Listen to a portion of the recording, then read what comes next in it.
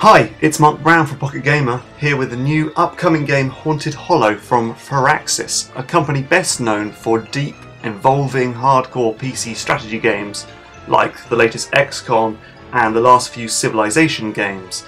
The company's now turned its attention to the iOS App Store with this free-to-play Halloween-themed strategy game. I thought we'd take a look at the game, which is currently in pre-release mode in Canada, see how it works, and most importantly see how that free-to-play stuff ties in to this strategy game. Let's take a look, shall we? So the object of the game is to build a haunted house which allows us to produce units which will then send down into this village here to occupy all of the houses in the village. If we do that before our opponent, who lives up here, does the same thing, we will win the match. So it's all about sending out units and occupying all of the houses. So we're going to take this vampire room and put it here, and this allows us to produce a little vampire unit, which we're going to do.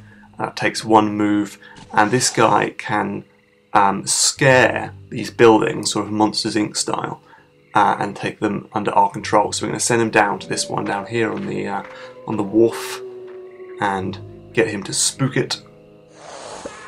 And so we get the house now turns blue and it's under our control. One down, a lot to go.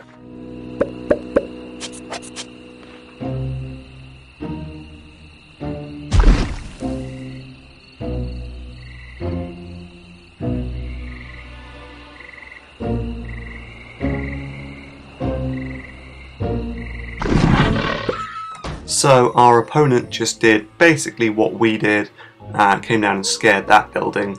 We've got a new room now, a werewolf's den, which we're going to put up here. This allows us to produce werewolf monsters. These guys can't scare buildings, but they are offensive, or in this game they're called fighty characters, so he can beat up the enemies and, you know, destroy their units. So he's a very handy guy to have around.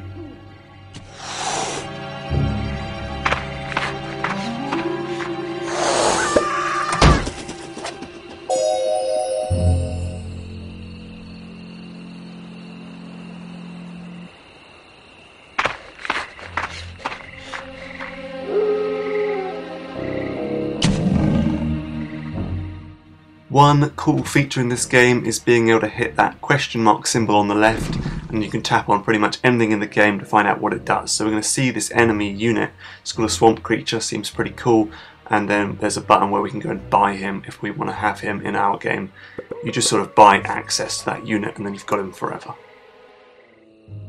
We've got another werewolf card now down the bottom left hand corner. If we attach that to the werewolf's den we've already got, it becomes bigger and allows us to produce level 2 werewolf units, which are even more powerful than the little guy down there.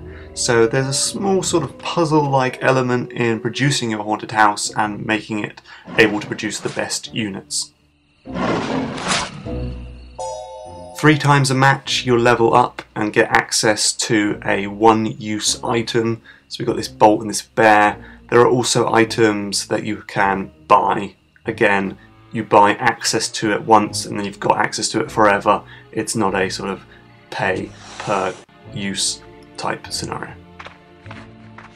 One interesting mechanic is if you scare enough buildings, an angry mob will appear outside the church. It just destroyed my wolf. Yes, the angry mob runs around, kills units indiscriminately, reverts houses back to a neutral state. They're just an interesting, sort of chaotic little unit that runs about the board, and you can run away from them or you can attack them head on if you think you're strong enough, but it adds an interesting dynamic to the whole thing.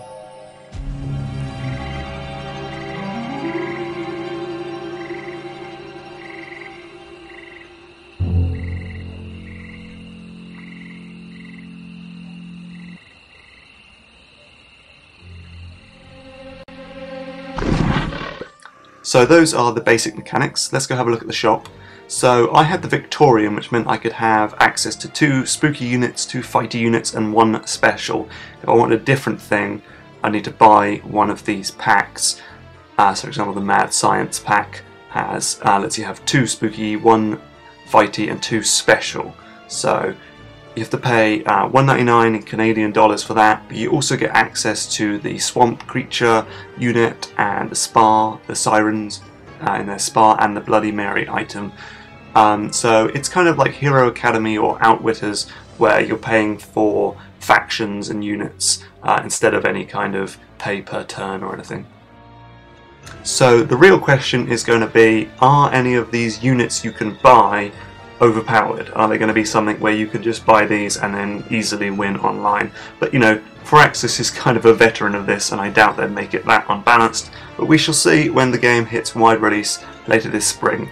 But for now, I'll say that while it's not quite the hardcore strategy game you might be used to from the company, it's certainly one of the more deep and involving free-to-play games around right now, and it's a lot of fun, so I look forward to playing this with some of you online when the game hits wide release later this year. Goodbye!